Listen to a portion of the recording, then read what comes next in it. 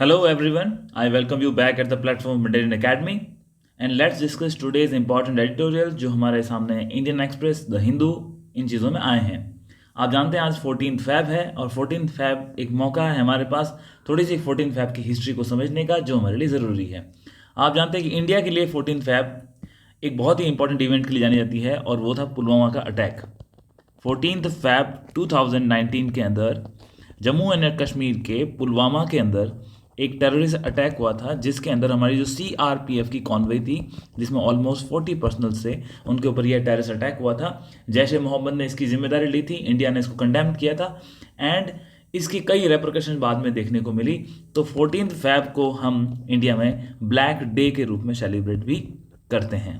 और दूसरा 14 फैब को आप जानते हैं कि वैलेंटाइन डे है, उसको भी सेलिब्रेट किया जाता है and it is festival of rose, chocolates and gifts जो हम अपने फ्रेंड्स को शेयर करते हैं। तो ये दो इवेंट्स आपको 14 फैब को लेकर के पता होना चाहिए। आज की जो इंपॉर्टेंट न्यूज़ थी उसमें सबसे पहली बात जो हम हमारे करंट अफेयर की सीरीज़ में डिस्कशन करते आए हैं और 4 दिन पहले जिस दिन वहाँ के chief minister N Biren Singh ने इस्तीफ़ा दिया था जो कि मणिपुर के चीफ मिनिस्टर थे, तो मैंने बताया था कि हमें ये देखना होगा कितने दिन के अंदर प्रेसिडेंट रूल को वहाँ पे इम्पोज किया जाता है। हालांकि कई न्यूज़पेपर यही बोल रहे थे कि नया चीफ मिनिस्टर बनेगा जिसकी संभावना कम थी और उसकी हमने बात भी की थी कि ऐसा रीज़न इसलिए था क्योंकि मणिपुर में जो इशू चल रहा है वो काफ़ी ग्रेव सिचुएशन में है और इस वक्त कोई भी कंसेंसस पॉलिटिकली बनाना बहुत मुश्किल है। हालांकि ये इवेंट काफ़ी पहले हो जाना चाहिए था लेकिन अब प्रेसिडेंट रूल लग चुका है। तो एज ए सिविल सर्वेंट की एस्पिरेशन हमारी जो तैयारी कर रहे हैं तो हमारे लिए कुछ चीज़ें बहुत इंपॉर्टेंट हो जाती है। एक, अब हमको प्रेसिडेंट रूल के कंटूर्स पता होने चाहिए और दूसरा मणिपुर का इशू जो था जिसको हमने डिटेल में डिस्कस किया था, आई होप उसको हमें यहाँ डिस्कस करने की ज़रूरत नहीं है। उसका मैं लिंक्स नीचे दे रहा हूँ और इसी स्लाइड्स के साथ मैंने लिंक्स डाल रखे हैं कि हमने क्या डिस्कस किया था। तो ये दोनों ही चीज़ें इंपॉर्टेंट हो जाएगी। और जैसा कि हमने डिस्कस किया था कि मणिपुर में जो ये इशू हुआ है, मणिपुर में इससे पहले हमने बात की थी कि 10 बार जो क्या लग चुका है, आपका प्रेसिडेंट रूल लग चुका है और अब जो ये इम्पोज किया है वो 11th टाइम है। और प्रेसिडेंट रूल लगाने के लिए नोटिफिकेशन कौन जारी करता है, तो ये होम मिनिस्ट्री करता है। होम मिनिस्ट्री केवल नोटिफिकेशन जारी करता है बट विद द अप्रूवल और प्रोक्लेमिनेशन ऑफ प्रेसिडेंट ऑफ इंडिया।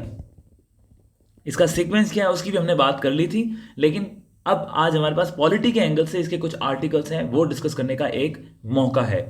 अब यहाँ पे आप सबसे पहले हमने देखी ऑलरेडी हमने क्या डिस्कस कर लिया था।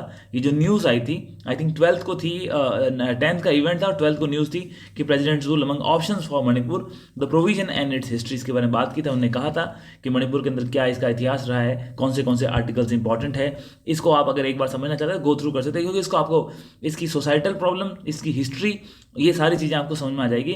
तो with in half an hour आपके सारे डाउट्स हैं वो क्लियर हो जाएंगे।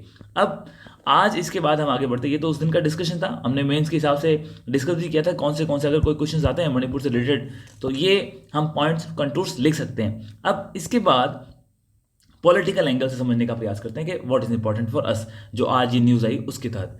तो आपको सबसे पहले देखना है कि मणिपुर के अंदर जो अभी ये प्रेसिडेंट रूल लगा है वो 11th प्रेसिडेंट रूल है। 11th president rule specifically for Manipur state की बात कर रहा हूँ। और हमने कहा कि प्रेसिडेंट रूल कैसे लगता है, तो आप जानते हैं कि आर्टिकल 356 है वो उसके अंदर प्रोविजंस दे रखे हैं और वो क्या कहता है, यदि स्टेट जो हमारी कॉन्स्टिट्यूशनल मशीनरी है, जो कॉन्स्टिट्यूशनल मशीनरी है, यदि ये कॉन्स्टिट्यूशनल मशीनरी फेल हो जाती है, वो फेल होने पर जो रूल है वहाँ का वो प्रेसिडेंट की प्रोक्लेमेशन के साथ में केंद्र के पास या राष्ट्रपति के पास चला जाता है। और उसमें ये भी लिखा है, उसमें 2 तरह की बातें की गई है कि यदि या तो गवर्नर अपनी रिकमेंडेशन देगा या फिर गवर्नर अपनी रिकमेंडेशन नहीं देगा, उन दोनों ही कंडीशन के अंदर जो आर्टिकल 356 बात करता है कि राष्ट्रपति शासन लग सकता है। तो यहाँ पे गवर्नर ने रिकमेंडेशन दी थी और आप जानते हैं कि जो गवर्नर हैं हमारे जो पहले अपने इसके होम सेक्रेटरी थे मिस्टर भल्ला, तो अजय कुमार भल्ला ने इनका नाम भी अभी इंपॉर्टेंट हो गया क्योंकि गवर्नर भी हैं वहाँ पे। तो मिस्टर अजय कुमार भल्ला जो कि गवर्नर ऑफ मणिपुर हैं, उन्होंने इसकी जो रिकमेंडेशंस भेजी प्रेसिडेंट को, प्रेसिडेंट ने उसको अप्रूव किया और वहाँ पे प्रेसिडेंट रूल लगा दिया गया। अब इससे पहले जब प्रेसिडेंट रूल लगाया तो थोड़ा सिक्योरिटी वगैरह को सारी चीज़ों को टाइट किया गया क्योंकि ऑलरेडी बहुत ही टेंशन सिचुएशन है। इससे लिंक जेड सिक्योरिटी का भी एक आज आर्टिकल आया था और मैं उसको आपको मणिपुर से लिंक करके बताऊंगा था क्योंकि जिसको दी गई है उनका मणिपुर से लेना देना है। सॉरी। Okay done. इसके साथ ये जो news event chain of event घटना हुई, इसकी हिस्ट्री जो बात कर ली, इसके बाद आपको एक चीज़ और याद रखनी है कि 356 के तहत हमारे पास एक मौका है कि हम कॉन्स्टिट्यूशन में जो इमरजेंसी के प्रोविजंस कहाँ हैं उनको भी देख लें।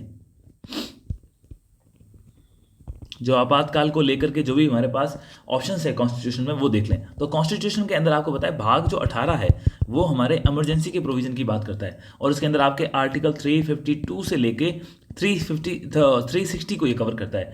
300 जो 352 है वो तो आपका नेशनल इमरजेंसी है, राष्ट्रीय आपातकाल। ये जो राष्ट्रीय आपातकाल लगता है वो यदि आपका कोई एक्सटर्नल एग्रेशन हो गया, बाहर से किसी कंट्री ने अटैक कर दिया, वॉर की सिचुएशन हो गई उस कंडीशन में, या फिर आर्म्ड रिबेलियन हो गया जिसको हमने 44th कॉन्स्टिट्यूशनल अमेंडमेंट के बाद किया था, आर्म्ड रिबेलियन, इन दोनों ही कंडीशन के अंदर ये लगता है 352। और यदि आप 353 की बात करोगे तो ये पावर देता है किसकी, प्रोक्लेमेशन की। ये पावर देता है प्रोक्लेमेशन की। कौन सी प्रोक्लेमेशन की, नेशनल इमरजेंसी को।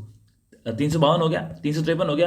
354 क्या करता है, ये बोलता है कि मान लीजिए अगर कहीं इमरजेंसी लग गई है तो वहाँ पे रेवेन्यू को लेकर के जो मैटर्स हैं, राजस्व को लेकर के जो मैटर्स हैं, आप जानते हैं कि जब राष्ट्र के अंदर नेशनल इमरजेंसी लगती है तो रिसोर्सेज को लेकर के भी थोड़ा सा रहता है। तो उसके अंदर यूनियन और स्टेट के बीच में अगर कोई यूनियन की तरफ से प्रोविजन किया जाता है तो वो आर्टिकल 354 का इस्तेमाल करके किया जाता है। अब मणिपुर के संदर्भ में एक आर्टिकल इंपॉर्टेंट हो गया जिसकी हमने उस दिन बात की थी, 355 बोलता है ये जिम्मेदारी है किसकी, यूनियन की। क्या जिम्मेदारी है कि आपको प्रोटेक्ट करना है। किसको प्रोटेक्ट करना है, स्टेट को। किससे, एक तो एक्सटर्नल और एक इंटरनल। अगर दोनों प्रकार की समस्याएं किसी स्टेट के अंदर है, वहाँ कोई एग्रेशन हो गया है, तो ये जिम्मेदारी किसकी है, ये जिम्मेदारी है यूनियन की, कि उसको बचाए रखना है, उसको बचाना है। इसीलिए मैंने आपको उस दिन ही बताया था कि 356 जो कि प्रेसिडेंट रूल की बात करता है, उसके लिए बैकग्राउंड का काम करता है 355। क्लियर है। और इसके अलावा एक आर्टिकल 365 है जो इमरजेंसी के अंदर चैप्टर में नहीं आता है, ठीक है, ये मिसलेनियस के अंदर आता है, भाग 19 के अंदर, भाग 19 में आता है मिसलेनियस के अंदर। और ये जो 365 बात करता है वो बोलता है कि इन केस आप ये देखो, यदि किसी कारण से केंद्र ने कोई आपको निर्देश दिया, केंद्र ने किसको निर्देश दिया, राज्य को, और राज्य उस निर्देश का क्रियान्वयन नहीं करता है, तो उस कंडीशन के अंदर भी प्रेसिडेंट रूल लगाया जा सकता है। तो ये 3 आर्टिकल बहुत इंपॉर्टेंट है, तीनों का आपस में लिंक है, तो इसको आपको थोड़ा सा समझना है। इंपॉर्टेंट मैं थोड़ा सा हाईलाइट कर देता हूँ सो दैट आप अपने हिसाब से इन तीनों आर्टिकल को नोट डाउन कर लेना और उसका क्रक्स आपको समझ में आ जाए। तो ये हमारा मेन इंपॉर्टेंट फर्स्ट एडिटोरियल था जो कि मणिपुर को लेकर के थे, और हमने देख लिया कि पहले ये उम्मीद थी कि शायद थोड़ा और डिले हो सकता है, परंतु अब ये जल्दी से लगा दिया गया। ठीक है, डन। आगे बढ़ते हैं नेक्स्ट आर्टिकल की तरफ। नेक्स्ट आर्टिकल भी बहुत इंपॉर्टेंट है पॉलिटी के लिए। अब हुआ क्या है, जो हमारे वाइस प्रेसिडेंट हैं, वो जो हमारे वाइस प्रेसिडेंट हैं अपने जगदीप धनखड़ साहब, ये हमारे राज्यसभा के चेयरमैन भी हैं, क्योंकि बाय डिफॉल्ट आप राज्यसभा के चेयरमैन होते हो। अब इन्होंने क्लैरिफिकेशन भी दी, स्टेटमेंट भी दिया। स्टोरी क्या है, हुआ क्या, इलाहाबाद हाईकोर्ट के एक जज हैं, इलाहाबाद हाईकोर्ट के जज हैं, और इलाहाबाद हाईकोर्ट के जज ने वहाँ पर एक फंक्शन चल रहा था उनका, उस फंक्शन के अंदर उन्होंने स्टेटमेंट दिया और उन्होंने ये कहा कि रिलीजियस स्टेटमेंट आप उसको कह सकते हैं, जिसके अंदर उन्होंने जो विश्व हिंदू परिषद का प्रोग्राम था और उसके बारे में उन्होंने कोई कमेंट कर दिया, मतलब कि it was not up to the dignity of a जज, ऐसी बात ये सामने उठ के आई। तो इन इलाहाबाद हाई कोर्ट के जज के अगेंस्ट में फिर जो हमारा सुप्रीम कोर्ट है, जिसके जो चीफ जस्टिस ऑफ इंडिया है संजय खन्ना साहब ने उनसे इसके बारे में क्लैरिफिकेशन ही मांगी। और इस क्लैरिफिकेशन में ये जो इलाहाबाद हाई कोर्ट के जज हैं, उन्होंने कहा कि जो मैंने स्टेटमेंट दिया है वो किसी भी प्रकार से हमारे जुडिशियल सेटअप को डिस्टर्ब नहीं करता है। ये तो हो गई बात खत्म, ठीक है, ये इन्होंने क्लैरिफिकेशन मांगी। मीनवाइल क्या हुआ कि जो ऑपोजिशन के एमपीज़ हैं उनमें से 55 एमपीज़ ने दिसंबर महीने के अंदर अपना एक मोशन लेके आए और उस मोशन में बोला कि इन जज को है वो हटाया जाए, ये उन्होंने बात करी। अब ये जो मोशन किसको सबमिट होता है, चूंकि राज्यसभा के अंदर आया था तो राज्यसभा के अंदर मोशन जो जाता है वो चेयरमैन के पास जाता है, और राज्यसभा के चेयरमैन कौन है, आपके राज्यसभा के चेयरमैन हमारे वाइस प्रेसिडेंट है जगदीप धनखड़ साहब है। इन्होंने उस मोशन को, जब इनके सामने मोशन आया तो ये मोशन पेश किया, तो इस मोशन को जब लाया गया तो इन्होंने एक स्टेटमेंट दिया और उन्होंने क्या कहा कि only the parliament can address the जज रिमूवल। अब ये क्लैरिफिकेशन क्यों दी वी डोंट नो, बट हमारे पास ये मौका मिल गया कि हम इस जज के रिमूवल को लेकर के एक हिस्टोरिकल बैकग्राउंड देख लें और जज के रिमूवल का प्रोसेस क्या है। तो आपको सबसे पहले समझना होगा जो जजेस इंक्वायरी एक्ट है,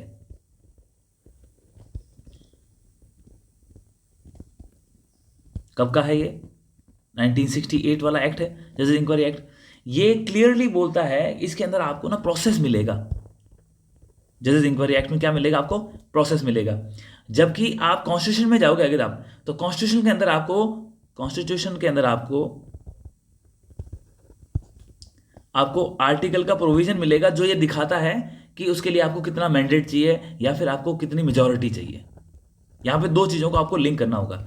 एक जजेस इंक्वायरी एक्ट इसके प्रोसेस की बात करता है, और कॉन्स्टिट्यूशन के अंदर हमको कितनी मेजॉरिटी लानी चाहिए एक हाई कोर्ट के जज को रिमूव करने के लिए। हाई कोर्ट, सुप्रीम कोर्ट, किसी भी जज को आप रिमूव करो उसके लिए सेम है, चाहे वो चीफ जस्टिस ऑफ इंडिया हो, किसी हाई कोर्ट का हो या फिर कोई जज हो, तो इसके लिए प्रोसेस दे रखा है।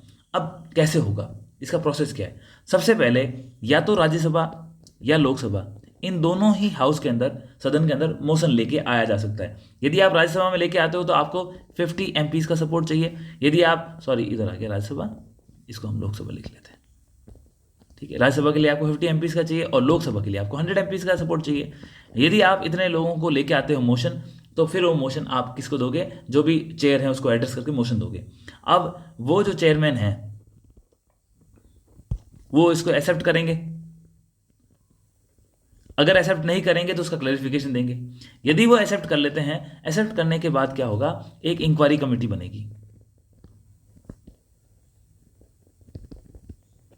और वो इंक्वायरी कमेटी क्या करेगी? वो इंक्वायरी कमेटी ये देखेगी कि भाई जो जज के ऊपर एलिगेशन लगा है, और इसमें जो मोशन लेके आएंगे उसके अंदर आपको स्पष्ट करना है कि आप किस आधार पे लेके आ रहे हो, आपका एलिगेशन क्या है, ठीक है। तो ये बात आपको बोलनी होती है। तो अब ये जो इंक्वायरी कमेटी है, वो इंक्वायरी कमेटी क्या करेगी? ये इंक्वायरी कमेटी जो आपके ऊपर एलिगेशन लगा उसकी जांच करेगी। इसमें मेंबर कौन होंगे? सबसे इंपॉर्टेंट बात है, चीफ जस्टिस ऑफ इंडिया। उसके बाद जो हाई कोर्ट होगा, उस हाई कोर्ट के चीफ जस्टिस होंगे।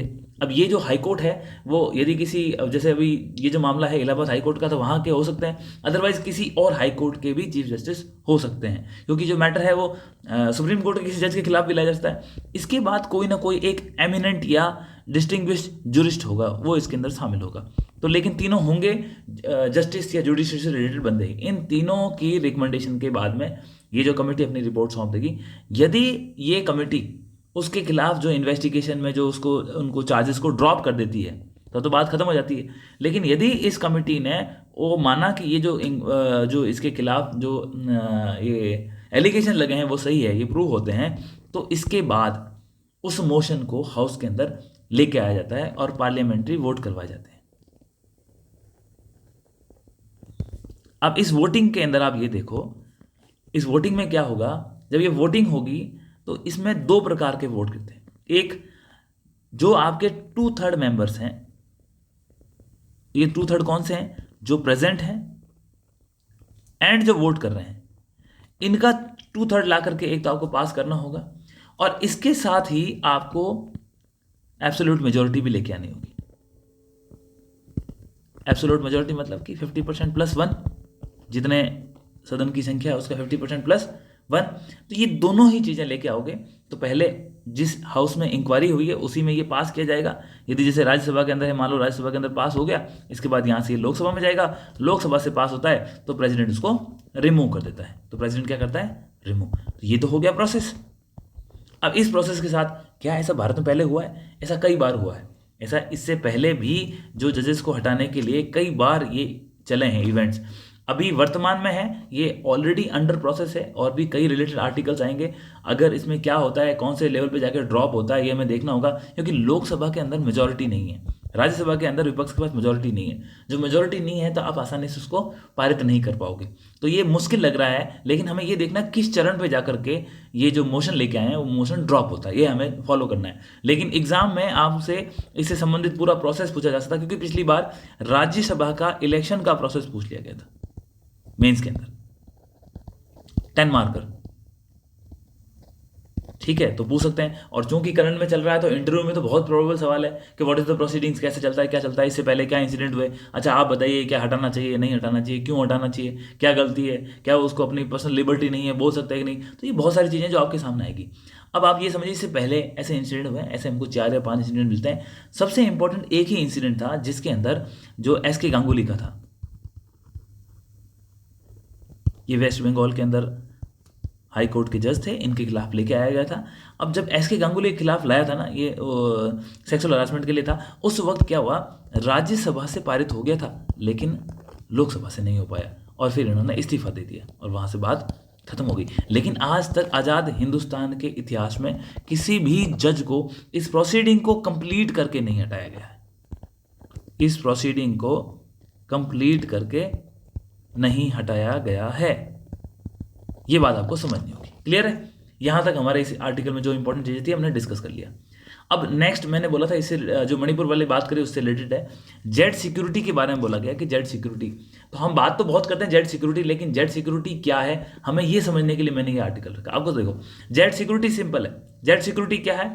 ये सिक्योरिटी जिसके अंदर 22 पर्सनल होते हैं और जिसके अंदर 4 से 6 सीआरपीएफ कमांडो होते हैं और पुलिस वाले होते हैं। इसका मतलब क्या है? CRPF, central armoured police forces बोलता है पर्टिकुलरली, सीआरपीएफ तो उसका एक भाग होती है, प्लस जो आपकी स्टेट पुलिस है, इनके पर्सनल्स मिलके ऑलमोस्ट 22 सोल्जर्स होते हैं, इनके पुलिस के जवान वगैरह होते हैं। ये सब मिल करके किसी एक एमिनेंट पर्सनैलिटी है जिसको भी जेड सिक्योरिटी मिलती है उसकी रक्षा करते हैं। यहाँ पे 2 आदमियों के लिए ये केंद्र सरकार ने, जो कि होम मिनिस्ट्री इसका डिसीजन लेती है, उन्होंने दो व्यक्तियों को प्रोवाइड किए, जिसमें एक दलाई लामा है और दूसरा आपके समित पात्रा है। समित पात्रा जो कि उड़ीसा मेंबर ऑफ पार्लियामेंट है और ये वर्तमान में जो बीजेपी की गवर्नमेंट है मणिपुर में, तो वहाँ उसके इंचार्ज थे। वहाँ पे उन्होंने पॉसिबिलिटी देखी थी कि क्या हम किसी प्रकार से नया चीफ मिनिस्टर बना सकते हैं क्या, परंतु वो सारी की सारी पॉसिबिलिटी रूल आउट हो गई। इसीलिए फिर लास्ट में वहाँ पे क्या लगा? प्रेसिडेंट रूल लगा। इन दोनों को क्यों दिया? अगर आप कंटिन्यूसली न्यूज़ फॉलो कर रहे हैं तो सबसे इंपॉर्टेंट जो दलाई लामा है, इनकी ऑलमोस्ट 90 ईयर्स की एज हो चुकी है और आप जानते हैं कि 1959 के आसपास जब तिब्बत के अंदर चाइना की तरफ से, रिपब्लिक ऑफ चाइना की तरफ से ऑपरेशन किया गया था, ऑपरेशन मतलब कि दबाव डालने का प्रयास किया गया था, मिलिट्री एक्शंस लिए गए थे, तब ये वहाँ से भाग गए थे और भाग करके इन लोगों ने भारत के अंदर शरण ली थी। और उस वक्त हमारे जवाहरलाल नेहरू जी प्राइम मिनिस्टर थे, इन लोगों को शरण दी और शरण कहाँ दी गई थी? हिमाचल प्रदेश के अंदर धर्मशाला के अंदर इनको शरण दी गई। तो वहाँ पे इनका मठ है और वहीं पे इनका मेन टेम्पल भी है, दलाई लामा टेम्पल भी वहीं पे है। अब जो दलाई लामा होता है वो किसी, ये एक पद है, मतलब कि ये नाम नहीं है, परंतु ये जो मेन इनके तिब्बत के जो हाईएस्ट लीडर हैं दलाई लामा, इन्होंने इच्छा जताई थी कि मैं अपने जीवन के आखिरी समय के अंदर एक इच्छा रखता हूँ कि वापस मैं तिब्बत जाऊँ, परंतु ये तो पॉसिबल है नहीं क्योंकि आप जानते हैं किस प्रकार से वहाँ रेप्रेशन चल रहा है। इसके बाद चाइना की फॉरेन मिनिस्ट्री से एक स्टेटमेंट आया था, उन्होंने कहा था यदि दलाई लामा भारत ये आना चाहते हैं तो हम उनका स्वागत करते हैं, हम उनको यहाँ पे उनको रहने का, उनके जीवन के आखिरी समय में परमिशन दे देंगे, लेकिन उनको चाइना की सोवरेनिटी है वो एक्सेप्ट करनी होगी। जो रिपब्लिक ऑफ चाइना की सोवरेनिटी है तिब्बत के ऊपर वो एक्सेप्ट करनी पड़ेगी। लेकिन आप जानते हैं जो मेन इनका कॉज यही है कि ये जो चाइना का ओवर रिलायंस है, चाइना का जो रूल है उसको वो डिफाई करते हैं और वो ये मानते हैं कि तिब्बत एक सोवरन है और चाइना उसके ऊपर वो रूल नहीं करता है। तो ये कंटेंशन था। अब इसी कारण से इनको जेड सिक्योरिटी दी गई है, कहीं कोई ऐसा इंसिडेंट ना हो जाए। और समित पात्रा जी को क्यों दी गई है उसका रीज़न सिंपल है। मणिपुर, मैंने बोला आपको, वहाँ की जो गवर्नेंस है और सोसाइटी है वो दोनों ही कंप्लीटली एथनिक लाइंस पे डिवाइड हो रखी है। और जब एथनिक लाइंस पे डिवाइड हो रखी है और जो वहाँ के जो एमएलएज हैं वो भी एथनिक लाइन पे डिवाइड हो रखे हैं, तो उनके लिए एथनिसिटी से बड़ी कोई चीज़ नहीं है और वो पावरफुल पोस्ट होती है। तो कोई मिसहैप का इंसिडेंट ना हो जाए, क्योंकि वो वहाँ पे डिस्कशन किससे कर रहे हैं? इन्हीं लोगों से कर रहे हैं। इस कारण से इनको भी जेड सिक्योरिटी प्रोवाइड की गई है। आप समझ गए होंगे मैं क्या कहना चाहता हूँ। Okay, done. इसके बाद जो मेन इंपॉर्टेंट न्यूज़ थी डोनाल्ड ट्रंप की, और डोनाल्ड ट्रंप अनप्रेसिडेंट इवेंट्स के लिए जाने जा रहे हैं वर्तमान में, और ऐसा एक और उन्होंने काम कर दिया। लेकिन हमने ये चीज़ें कंटिन्यूस में डिस्कस की थी और मैंने कहा था, और मैंने आपको ये कहा था जब उन्होंने यूएस एड की, आप जानते हैं कि रिसेंटली डोनाल्ड ट्रंप ने घोषणा की थी कि यूनाइटेड स्टेट्स की जो एड एजेंसी है इसको उन्होंने फंडिंग देना बंद कर दिया था। और मैंने आपको बताया था इसको इसलिए फंडिंग देने बंद की है कि रीज़न क्या है। ये जो फंडिंग कहाँ दे रही थी? यूक्रेन जो है ब्रेड बास्केट है, वहाँ बहुत सारे गेहूँ होते हैं, तो ये एजेंसी क्या कर रही थी? वहाँ से गेहूँ खरीद रही थी और इस गेहूं को विश्व के मार्केट में बेच रही थी। और जब विश्व के मार्केट में ये इसकी सेल कर रही थी, इसके ऊपर जो प्रॉफिट मिल रहा था उस प्रॉफिट को ये वापस किसको दे रही थी? यूक्रेन को दे रही थी। तो इसको फायदा किसका हो रहा है? जो वॉर एफर्ट्स के लिए फाइनेंस किसको मिल रहा है? यूक्रेन को। और इसका ऑपरेशन कौन कर रहा था? रशिया कर रहा था। और मैंने ये बात कही थी, रशिया इसका ऑपोजिशन कर रहा था। और जब रशिया ऑपोजिशन कर रहा है, और आपको मालूम होना चाहिए कि डोनाल्ड ट्रंप की एक पर्सनल रिलेशनशिप है व्लादिमीर पुतिन से, जिस कारण से मैंने प्रेडिक्ट किया था, किसी न किसी कारण से आप देखेंगे बहुत सून आपको ये देखने को मिलेगा कि जो यूक्रेन रशिया का ये युद्ध है वो ख़त्म होने के कगार पे होगा। इसके रेमिफिकेशन भी अलग आएंगे, वो तो अब आने स्टार्ट हुए हैं। आप आगे आगे देखो कैसे होता है। जब तो कंक्रीट बातें नहीं होती, कहना भी ठीक नहीं होता। तो बट उसी जो सीक्वेंस में ये चीज़ें नहीं। अब ये यूएस एड का मैंने एक एंगल बताया, इसका मतलब ये नहीं कोई पॉजिटिव काम नहीं है, इसके बहुत सारे पॉजिटिव काम्स भी हैं। लेकिन मुख्य रूप से जो इसको ये भी जाना जाता है कि इसने कई कंट्रीज़ के अंदर जो रूल्स को भी ओवरथ्रो किया है। ये सारे एलिगेशंस के कारण ही इन्होंने इसकी फंडिंग बंद कर दी थी। अब हुआ क्या है, डोनाल्ड ट्रंप ने व्लादिमीर पुतिन के साथ 1.5 घंटा बात की, और बात करने के बाद उन्होंने ये बोला कि काम करते हैं अपन नेक्स्ट वीक मिलते हैं। कहाँ मिलेंगे? बोला हम मिलेंगे सऊदी अरेबिया के अंदर। और क्यों मिलेंगे? यूक्रेन के मुद्दे के ऊपर। तो अब आप ये सोचो, डोनाल्ड ट्रंप डायरेक्टली किससे बात कर रहे हैं? रशिया के प्रेसिडेंट से। और मिलने की बात कहाँ होगी? Saudi Arabia. अब यहाँ पे क्या इंपॉर्टेंट चीज़ें देखो, ये दोनों न्यूज़पेपर ने डाला था। ये आपके ये इंडियन एक्सप्रेस में था, और जो इंडियन एक्सप्रेस के अंदर ये मनोज जोशी जी ने लिखा था ना, ये तो बहुत इंपॉर्टेंट है कि मनोज जोशी जी जो ऑब्जर्वर रिसर्च फाउंडेशन है उसके अंदर एक इंपॉर्टेंट फेलोशिप वाले ये हैं, इनकी बहुत अच्छे लेख आते हैं। तो इनके जो आयाम है वो तो बहुत इंपॉर्टेंट, इसलिए मैंने ये भी लिया। और ये आपका द न्यू इंडियन एक्सप्रेस में था। ठीक है, दोनों अलग अलग न्यूज़पेपर है, एक साउथ ओरिएंटेड है, एक नॉर्थ ओरिएंटेड है। अब यहाँ पे समझिए हुआ क्या है। आप जानते हैं रशिया ने 2022 के अंदर, आई थिंक अप्रॉक्स फैब महीने में रशिया ने यूक्रेन के ऊपर अटैक किया। ठीक है, और पहले इन्होंने बोला था कि हम मिलिट्री एक्सरसाइज कर रहे हैं, और मिलिट्री एक्सरसाइज करने के बाद इन्होंने फुल फ्लैज वॉर स्टार्ट कर दिया। और इस वॉर के तहत हमने देखा था कि जो यूक्रेन की कैपिटल है कीव के आउटर स्कर्ट्स तक रशिया की आर्मर्ड रेजिमेंट्स हैं, जो टैंक्स है, वो पहुंच गए थे। आपने तो ये आर्मर्ड टैंक्स है वो वहां पहुंच गए थे। अब ये पहुंचने के बाद क्या हुआ, रशिया ने जो रीज़न बताया कि मैंने ऐसा क्यों किया है, तो उन्होंने बोला कि नॉर्थ अटलांटिक ट्रीटी ऑर्गेनाइजेशन जिस तरीके से अपने आप को एक्सपांड कर रहा है या अपने आप को बढ़ा रहा है, ये रशिया के लिए एक एग्जिस्टेंशियल थ्रेट है। कौन सा थ्रेट है? Existential threat. बहुत बड़े वर्ड का इस्तेमाल किया, मतलब कि जो हमारे अस्तित्व के ऊपर खतरा है। अब अस्तित्व पे खतरा है ऐसी बात बोल दी। इस बात को बोलने के कारण ही रशिया ने बोला कि हम यूक्रेन पे अटैक कर रहे हैं। अब नाटो क्या है? NATO North Atlantic Treaty Organization है। अभी वर्तमान के अंदर आई थिंक इसके अंदर 32 कंट्रीज है। रिसेंटली इन्होंने स्वीडन को ज्वाइन किया, फिनलैंड ने इसको ज्वाइन किया। और ये स्वीडन और फिनलैंड कौन सा है? अगर आप वर्ल्ड का मैप देखेंगे तो दोनों ही कंट्रीज रशिया की बाउंड्री इनसे टच होती है। फिनलैंड से तो लॉन्गेस्ट बाउंड्री टच होती है, आप समझ गए। और यूक्रेन भी बाउंड्री लेता है। अब ये बातें होने के बाद तो अब इस कारण से इन्होंने अटैक किया।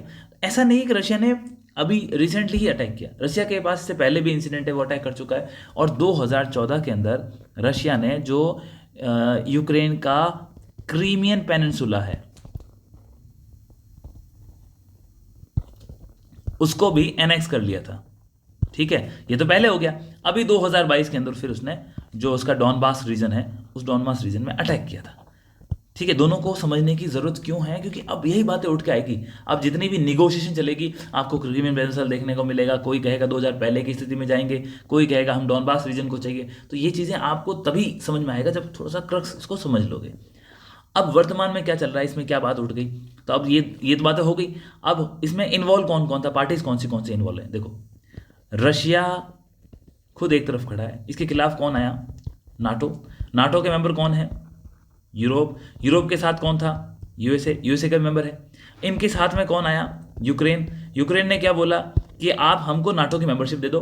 यही तो बात थी, यूक्रेन को नाटो की मेंबरशिप नहीं मिलनी चाहिए, रशिया बोला था। और बोला क्योंकि अगर ये आ गया इसका मतलब कि आप मेरी बाउंड्री के ऊपर नाटो को लगाओगे। और नाटो कब बना था? नाटो बना था कोल्ड वॉर के टाइम पे। अरे आप तो कोल्ड वॉर के टाइम संस्थाएं बना रहे थे, और आपका मुख्य उद्देश्य क्या था? आपने कहा था हम नाटो को इसलिए बना रहे हैं कोल्ड वॉर के टाइम। कोल्ड वॉर के बाद तो खत्म हो जाना चाहिए, तो कोल्ड वॉर तो 1991 में खत्म हो गया। आज 2022 के अंदर आप क्यों इसको एक्सपांड कर रहे हो? ये सारे रशिया के और इंटरनेशनल जो लेखक हैं उनकी बातें थी कि आखिर क्यों रशिया एक्सपांड कर रहा है, ये जो वेस्ट है इसको एक्सपांड कर रहा है। उनको तो नाटो को एक्सपांड नहीं करना चाहिए। और नाटो का नाटो की रूलिंग ऐसी है, उसका शेड्यूल 5 ये बात करता है कि यदि नाटो मेंबर जैसे 32 देश हैं, 32 देशों में से किसी भी एक देश पे यदि किसी ने भी आक्रमण कर दिया तो ये हमला 32 के 32 देशों पे माना जाएगा और 32 देशों की जिम्मेदारी है कि वो उसको बचाएंगे। ये तो बात चल रही। अब अभी तक यूक्रेन को इन्होंने मेंबरशिप नहीं दी। यदि यूक्रेन को मेंबरशिप दे दी होती तो ये आप समझ लो कि एक फुल फ्लेज वॉर होना पड़ता। क्यों होना पड़ता फुल वॉर? क्योंकि उसका आर्टिकल 5 इन्वोक हो जाता और जो ये बोलता है कि नाटो के किसी भी सदस्य के ऊपर आक्रमण होगा तो सभी जवाब देंगे। ये तो बात चल रही। अब ट्रंप क्यों बीच में आए? डोनाल्ड ट्रंप का क्या इंटरेस्ट है? देखो, आप जानते हैं कि आज जो अमेरिका की पॉलिसी है वो सोली अमेरिकन पॉलिसी है और ये एक तरह से नेशनलिस्टिक अप्रोच है। भाई छोटे राष्ट्र नेशनलिस्टिक अप्रोच रख सकते हैं, विकसित राष्ट्र नहीं रख सकते, क्योंकि अमेरिका कल तक विश्व के हर जगह जाके अपनी बातें कह रहा था, डिक्टेट कर रहा था। अब आप खुद की नेशनलिस्टिक पॉलिसी कैसे, यहां आपको थोड़ा सा समझना है। हो क्या रहा है, यूक्रेन वॉर के लिए फंडिंग कहां से जा रही है? नाटो से जा रही है। नाटो यानी कि जो यूरोप सपोर्ट कर रहा है, यूरोप की तरफ से जो सपोर्ट कर रहा है वो नाटो की तरफ से। और नाटो को जो हाईएस्ट कंट्रीब्यूट करता है, नाटो जो एक नॉर्थ अटलांटिक ट्रीटी ऑर्गेनाइजेशन, एक मिलिट्री ऑर्गेनाइजेशन है, इस मिलिट्री ऑर्गेनाइजेशन को हाईएस्ट फंडिंग किसे जाती है? यूएसए से। और यूएसए कई सालों से बोलता आ रहा है यूरोपियन यूनियन को कि आप इसकी फंडिंग बढ़ाओ। यूरोपियन यूनियन के खुद के चैलेंज है, इकोनॉमिक डेवलपमेंट हो नहीं रहा है। आप देखो किस प्रकार से ब्रेक्जिट हो गया, उसी के चक्कर में जो यूके बाहर चला गया, वहाँ पे पॉलिटिकल टर्मोइल भी चल रही है। इस कारण से यूरोपियन यूनियन इस पोजीशन में है नहीं, इकॉनमी वीक चल रही है, चाइना से उनको वैसे भी थ्रेट है। इन सभी कारणों से क्या हो रहा, यूरोपियन यूनियन फंडिंग को इंक्रीज नहीं कर रहा और इससे यूएसए बड़ा परेशान है कि बोला मैं पैसे दे रहा हूँ और आप फंडिंग इंक्रीज नहीं कर रहे हो। तो ये प्रेशर वो लगातार यूरोपियन यूनियन पे पिछले 10-12 साल से डाल रहा है, लेकिन वो फंडिंग बढ़ नहीं रही। अब यूएसए का आपको पता है रिसोर्सेज वहां जा रहे हैं नाटो के अंदर, और नाटो कहां लड़ रहा है? यूक्रेन के अंदर। अब अमेरिका की नजर है यूक्रेन के रिसोर्स के ऊपर। आपको जानकारी होनी चाहिए कि जो रेयर अर्थ मिनरल्स होते हैं उसकी अच्छी खासी मात्रा यूक्रेन के अंदर पाई जाती है। और रशिया, अमेरिका कहता है कि मैं आपको पैसे दूंगा, आप मेरे से पैसे ले लो, लेकिन बदले मुझे क्या चाहिए? ये रेयर अर्थ मिनरल चाहिए। भाई इधर से लो उधर दो, मेरे पास ये फ्री वाला सौदा है नहीं कि मैं आपको फ्री में दे दूं। America is purely capitalist country, businessman country, उनको बाकी चीजों से लेना देना नहीं है। हो गई क्लियर बात? अब यूरोप के लिए क्या समस्या होगी? पहले तो यूरोप जोश जोश में आके यूक्रेन के खिलाफ सब उसका साथ दे रहे थे और यूएसए भी साथ दे रहा था। और इवन जो इससे पहले का प्रशासन था, जो बाइडेन थे, उन्होंने तो कहा था कि जो ट्रेटर है व्लादिमीर पुतिन। और अब क्या हो रहा है, अब यूरोप की जो गैस सप्लाई थी वो सारी की सारी कहाँ से आ रही थी? नॉर्थ स्ट्रीम जो इंपॉर्टेंट गैस पाइपलाइंस थी वो सारी की सारी गैस सप्लाई लाइन कहाँ से आ रही थी? रशिया से। और रशिया से ही जर्मनी, फ्रांस, आपका पोलैंड, इन सारी कंट्रीज को गैस सप्लाई हो रही थी। इनकी एनर्जी के लिए बहुत इंपॉर्टेंट था।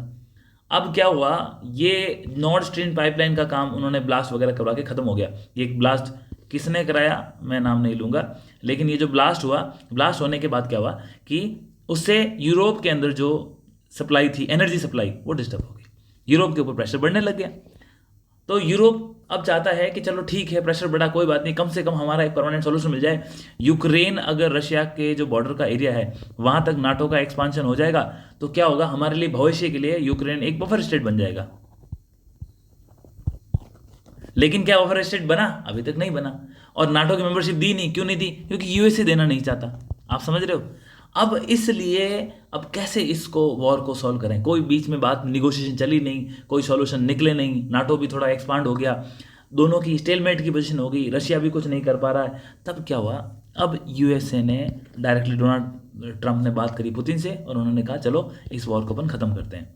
ठीक है, अब आपको सबसे इंपॉर्टेंट चीज समझनी है, रशिया की क्या डिमांड है और यूक्रेन क्या चाहता है। यूक्रेन बोलता है कि 2014 से पहले भी जो मेरी टेरिटरी ली, क्रीमिया वगैरह, वो सब मेरे को दिला दो। दूसरा, मेरे को यूरोप विश्वास दिला दे कि मेरी सिक्योरिटी का ठेका इन्होंने ले रखा है, मेरे सिक्योरिटी अरेंजमेंट कौन करवा देगा, मतलब मुझे भविष्य में भी कोई टेंशन नहीं, और मेरे को आप क्या करो, नाटो की मेंबरशिप दे दो। ये 3 बातें बोल रहे हैं। अगर रिसेंटली आपने फॉलो किया तो रिसेंटली कुछ न्यूज़ आई थी, उस न्यूज़ के अंदर बातें बोली गई। किसने? जो यूनाइटेड स्टेट्स के डिफेंस सेक्रेटरी हैं, उन्होंने क्या बोला, कोई भी यूएसए का सोल्जर है वो यूक्रेन नहीं जाएगा। यूक्रेन को हम किसी भी सूरत के अंदर नाटो की मेंबरशिप नहीं देंगे, और हम यूक्रेन की सिक्योरिटी की जिम्मेदारी नहीं ले सकते, और हम अलग से कोई फाइनेंशियल एड भी नहीं दे सकते। खत्म बात। ये इन्होंने पहले स्टेटमेंट बोला था, आर्टिकल के अंदर भी इनकी कुछ बातें उठ के आई है। अब डोनाल्ड ट्रंप क्या बोलता है कि देखो, यूक्रेन आए तो आए, नहीं आए तो कोई बात नहीं, यूरोप आए तो आए, नहीं आए तो कोई बात नहीं, हमें शांति करनी है रशिया के साथ में। ठीक है, ये बात उठ गई। अब रशिया क्या बोलता है? रशिया बोलता है सबसे पहली बात, जो ग्राउंड रियलिटी है हम उसी के हिसाब से रहेंगे। मतलब क्या है, हम इसके अंदर, और अगर हमने कोई एरिया जीत रखा है वो हम वापस नहीं देंगे। यूक्रेन को आप नाटो की मेंबरशिप नहीं दोगे। इसके अलावा और क्या है, उसके बाद जो डॉनबास का रीजन है उसकी वो 100% डिमांड करेगा। अभी तक तो नहीं आई है, लेकिन डॉनबास जो रीजन है, क्योंकि वो रिच रीजन है डॉनबास रीजन, और सिक्योरिटी के लिए बहुत इंपॉर्टेंट है वो इस प्रकार की डिमांड करेगा। अब ये जो बातें चल रही है, इन बातों के ऊपर ही अब निगोशिएशन चलेगी। इनकी मीटिंग सऊदी अरेबिया में है। इसका मतलब अब क्या हो रहा है, सऊदी अरेबिया, आप रिसेंटली पता होगा कि ब्रिक्स का एक्सपांशन हुआ, एससीओ हुआ, वहाँ पे सऊदी अरेबिया को लाने की चाइना के द्वारा कोशिश की गई थी, लेकिन चाइना सऊदी अरेबिया को शामिल नहीं कर पाया। क्यों नहीं कर पाया? क्योंकि सऊदी अरेबिया को मालूम था इलेक्शंस होने वाले, इलेक्शन होने के बाद कैसी गवर्नमेंट आती है। तो वहाँ पे अब क्या हो रहा है, सऊदी को वापस यूएसए भी कॉन्फिडेंस में लेके आना चाहता है, और यूएसए खुद चाहता है कि मैं मेरी जो सेल गैस और जो नेचुरल ऑयल है, क्रूड ऑयल है, इनके प्राइस को स्टेबलाइज करने में सऊदी की हेल्प लूँ, क्योंकि Saudi is one of the largest producer of crude oil, और सऊदी की यहाँ पे जो ओपेक कंट्रीज है इनके अंदर इसका बोलबाला भी चलता है। तो ये यूएसए का एक और अनदर प्लान है, इसलिए वो सऊदी अरेबिया को साथ में लेकर के रशिया और यूक्रेन के मसले को हल करना चाहता है। इसकी एक और एप्लीकेशन ये देखो आप, यूएसए को इससे फायदा क्या होगा। आप जानते हैं कि चाइना और रशिया का एक बहुत तगड़ा नेक्सस है, दोनों की अच्छी दोस्ती है। अब यूएसए रशिया के साथ पोलाइट होकर के, इससे अच्छे रिश्ते बना करके अपना काउंटर किसके साथ करना चाहता है? चाइना के साथ करना चाहता है। आप समझ गए? तो वो अपने एक तीर से कई निशानों को साधने का प्रयास कर रहा है। कितना सक्सेसफुल होगा आगे आने वाले इंटरनेशनल रिलेशन हमको मालूम चल जाएगा, लेकिन ये चीज आपको समझनी होगी कि आखिर हो क्या रहा है। अब इसके बाद अपन नेक्स्ट आर्टिकल की तरफ बढ़ते हैं। नेक्स्ट आर्टिकल क्या है? बहुत ही सिंपल सा आर्टिकल है, लेकिन आपको इसको डाइवर्स तरीके से सोचना है। हुआ क्या है कि श्रीलंका के अंदर जब वहाँ पे रणनील विक्रमसिंघे प्राइम मिनिस्टर थे, जो इशू होने के, जब उनका श्रीलंका के अंदर क्राइसिस थे उस टाइम, इनकी प्राइम मिनिस्टरशिप के टाइम पे ही अदानी ग्रीन ने वहाँ पे एक विंड एनर्जी का प्रोजेक्ट लगाया था, और अप्रॉक्स 400 मेगावाट, अब 484 मेगावाट के आसपास का ये विंड पावर प्लांट था जो उन्होंने वहाँ एस्टेब्लिश किया।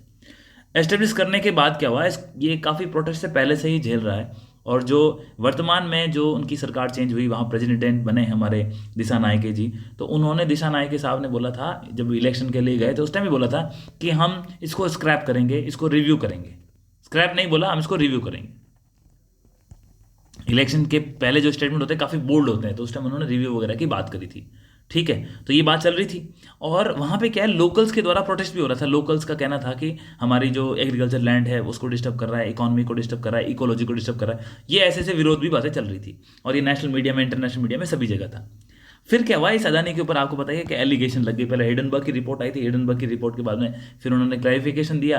क्लैरिफिकेशन देने के बाद अभी एक अमेरिकन रिपोर्ट और आ गई थी, जिसके अंदर बोला गया कि इन्होंने विश्व के अंदर अलग अलग जगह पे जो गवर्नमेंट ऑफिशियल्स हैं उनको इन्होंने ब्राइब किया है। ब्राइब करके फिर उन्होंने अच्छे अपने लिए फेवरेबल टर्म्स एंड कंडीशन लेकर के ये प्रोजेक्ट चलाते हैं। ये बात थी, और ऐसी बात हमको श्रीलंका में देखने को मिली, क्योंकि श्रीलंका के अंदर भी ऐसा कहा गया कि जो जिस रेट के ऊपर ये पर यूनिट विंड एनर्जी को सप्लाई करेंगे उसकी कॉस्ट बहुत ज़्यादा है। ठीक है, और यही बात इन्होंने दिशा नायके जी ने बोले थे, हम रिव्यू करेंगे, रेट्स वगैरह को कम करवाने का प्रयास करेंगे। तो ऐसी बात चल रही थी। अब क्या हुआ है कि ये सिचुएशन काफ़ी आगे बढ़ गई।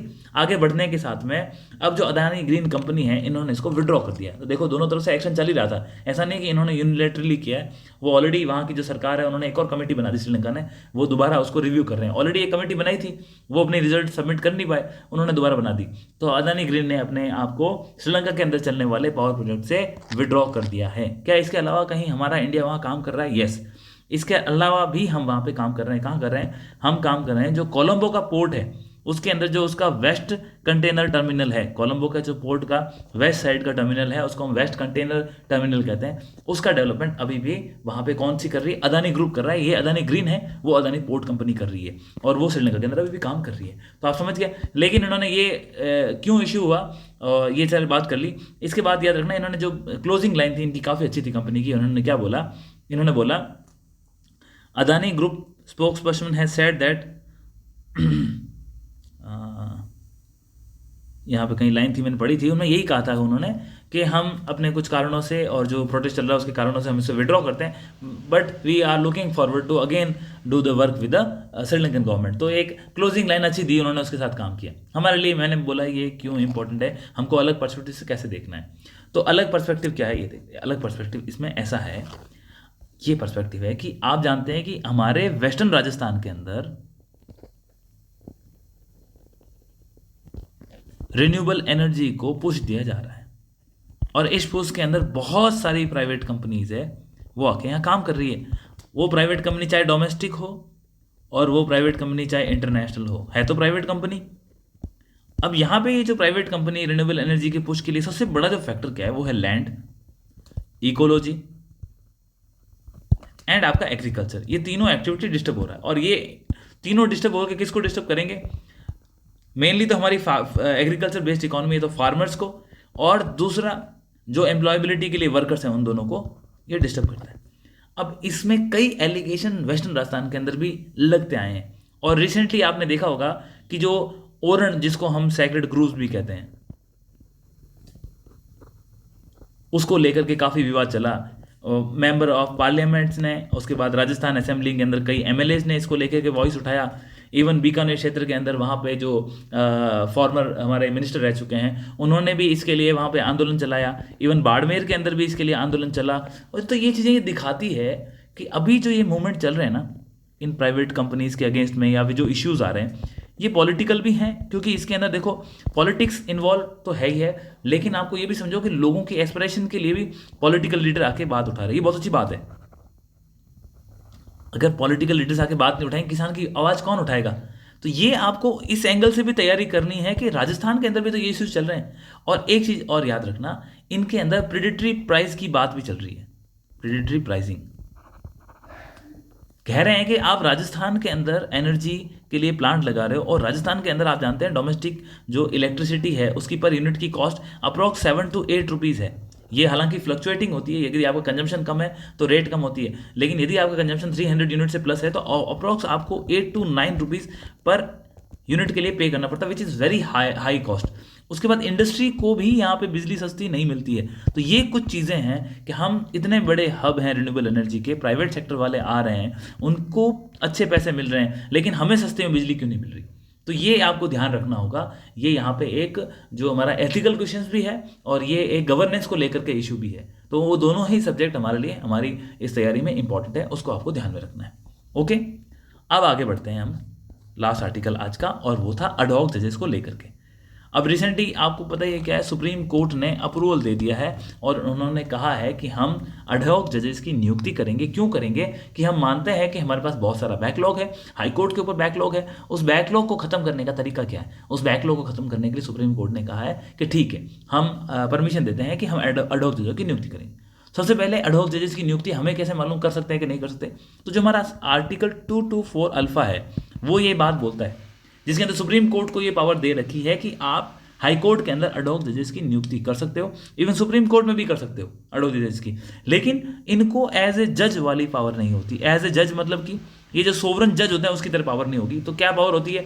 ये अभी जो इसमें क्लियर जस्टिफाई किया है कि क्रिमिनल केसेस देखेंगे। ठीक है, एक बात, केसेस दो प्रकार के होते हैं, क्रिमिनल भी होते हैं, सिविल भी होते हैं। तो ये केवल क्रिमिनल केसेस देखेंगे, और जो एडहॉक जज नियुक्त होगा वो खुद इंडिविजुअल नहीं देखेगा, वो किसी न किसी जो सिटिंग जज के साथ बैठ करके निर्णय में या बेंच के साथ बैठेगा। तो मतलब क्या, ये एड ऑन होंगे, आप समझ गए। दूसरा, इनकी नियुक्ति करने से किसी भी प्रकार से जो प्रेजेंट हमारे जजेस हैं उनकी सीनियरिटी के ऊपर, उनके प्रमोशन के ऊपर कोई असर नहीं पड़ेगा। हाँ, एक इनडायरेक्ट असर ये पड़ सकता है, जब आप एड हॉक जजेस को लोगे तो इसका मतलब क्या होगा, तो आप फिर बाकी जजेस जो जिनका प्रमोशन करके ले रहे थे अब तक, उनकी नियुक्ति शायद हमको थोड़ा सा कम देखने को मिले। इनका कोई फिक्स टेन्योर नहीं होता, 2 से 3 साल के लिए इनकी नियुक्ति होती है। इनके जो पे एंड अलाउंसेस होते हैं वो भी सुप्रीम कोर्ट के द्वारा तय किए जाते हैं। तो ये कॉन्स्टिट्यूशन प्रोविजन की बात कर ली हमने, और एड हॉक जजेस की बात चल रही है, तो ये कहीं ना कहीं कोई किसी प्रकार से आ जाता है। अब इस आर्टिकल में यही बोला गया था, 2 एक्सपर्ट थे, दोनों ही जस्टिस हैं, एक सीनियर एडवोकेट हैं और एक जस्टिस राजीव शक्दीर हैं। इन्होंने ये बातें बोली है कि किस प्रकार से एड हॉक जजेस की नियुक्ति कोई चैलेंज लेके आ रही है, या फिर हमारे क्या वास्तव में इसको बैकलॉग को कम कर सकती है। तो आपको मैंने यहाँ पे इसमें हाईलाइट भी कर रखा है, लेकिन आपको फिर भी बता देता हूँ। देखो, सबसे इंपॉर्टेंट बात आपको ये समझना होगा, ऑलमोस्ट जो हमारे हाई कोर्ट्स हैं उसके अंदर 62 लाख केसेस पेंडिंग है, 62 लाख केसेस, और काफ़ी टाइम से हम सॉल्व करने का प्रयास कर रहे हैं, कर नहीं पा रहे। तो ये एक इफेक्टिव तरीका हो सकता है, एक बात।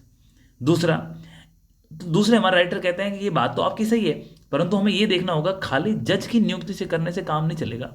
आपको उसको स्टेनो देना पड़ेगा, आपको उसको पर्सनल असिस्टेंट देना पड़ेगा, जुडिशियल ऑफिसर देने पड़ेंगे, उसको इंफ्रास्ट्रक्चर देना पड़ेगा। अरे वहाँ पे तो आप काम करो ना, क्योंकि ये सारा चीज़ मिलके ही तो कुछ काम होगा।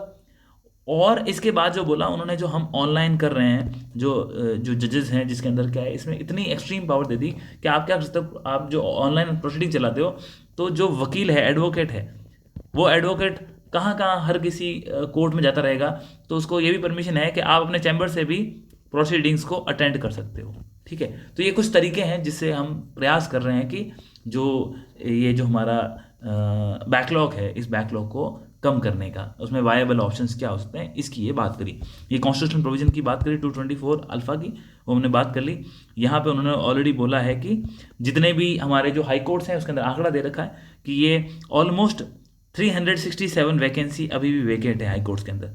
तो it could be one solution ad hoc जजेस को आप नियुक्त करके। लेकिन मेरा ये मानना है कि आपको पहले इनको नियुक्त करना चाहिए, फिर एड हॉक जजेस को करना चाहिए, ताकि दोनों को मिला करके ही हमें एक पॉसिबल अच्छा आउटकम मिलेगा। Okay, so that's enough for today, let's end the discussion. Thank you so much, we will again meet tomorrow. And initiative if you are liking it, then please do subscribe and comment जरूर करें, ताकि थोड़ा सा पता चलेगा हम क्या कर रहे हैं। बाय।